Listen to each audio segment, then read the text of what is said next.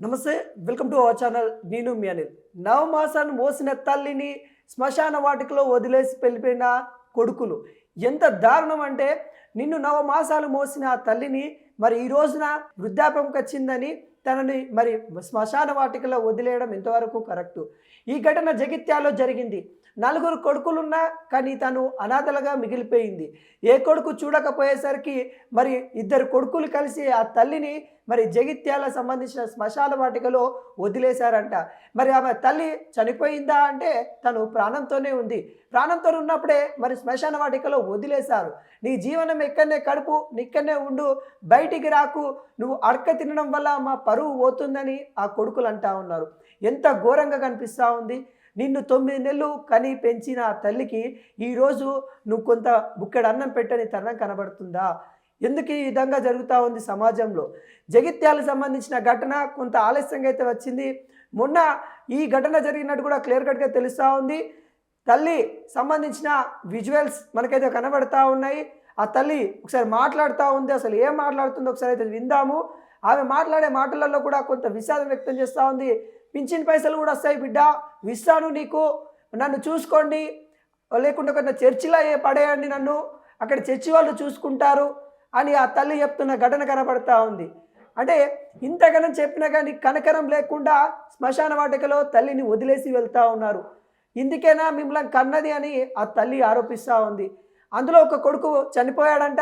మిగతా వాళ్ళు ఉన్నప్పటికి కూడా మరి అనాథలాగా వదిలేసి శ్మశాన వాటికలో తల్లిని వదిలేసిన పిల్లలు ఎంత విడ్డూరంగా ఉంది. నిన్ను 9 నెలలు భారం అనుకోకుండా మోసింది ఆ తల్లి. నువ్వు తనని ఈ వృద్ధాపంలోనే కదా చూసుకుంటావని నిన్ను 9 మాసాలు మోసి పెంచి కానీ ఇంత స్థాయికి చేసింది. ఈరోజు నువ్వు ఎదిగావని మరి నీ తల్లిని శ్మశాన వాటికలో వదిలేస్తావా?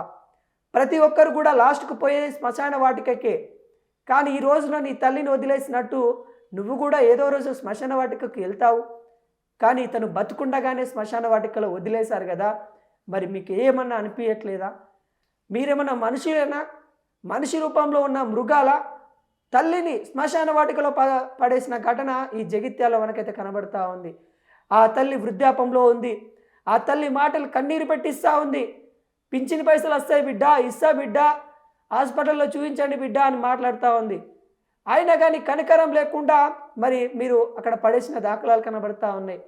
తల్లి పట్ల ఏం చూపిస్తూ ఉన్నారు?